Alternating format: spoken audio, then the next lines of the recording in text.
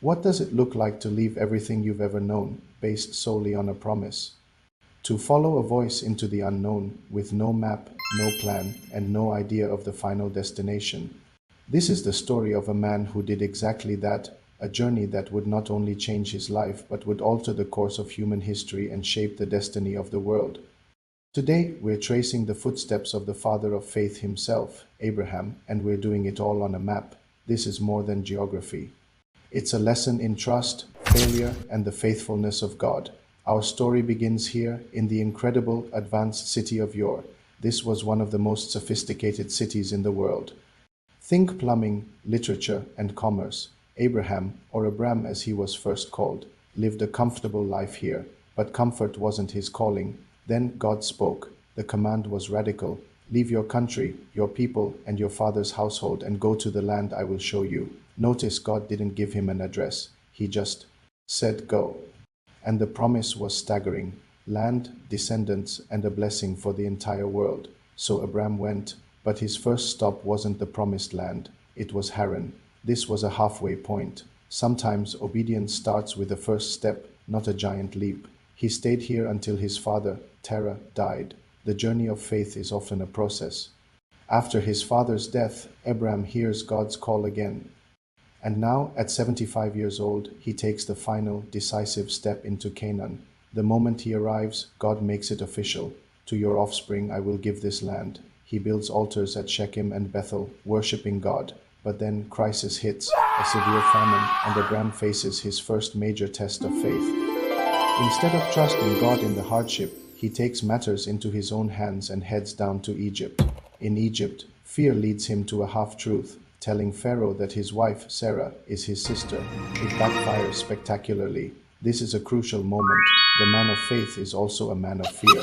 God rescues them, and they are sent out of Egypt, humbled but richer. Our failures don't cancel God's promise, but they can sure complicate the journey.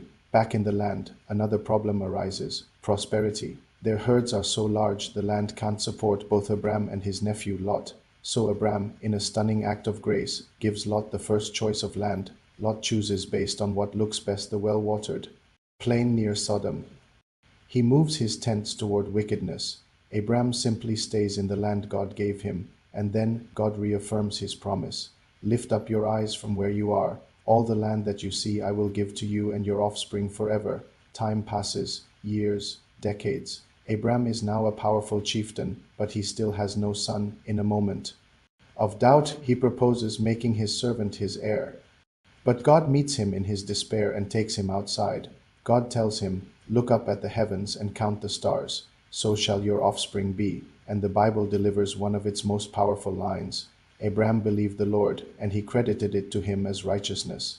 This is the cornerstone of faith, trusting God's promise, not your own performance. God then makes a formal, unilateral covenant with Abram. The promise is now set in stone by God's own commitment. We see the consequences of Lot's choice as Sodom is destroyed. But through rescue and the miraculous birth of Isaac to a 90-year-old Sarah, the promised heir finally arrives. The laughter and joy, however, don't last. God gives Abraham his ultimate test.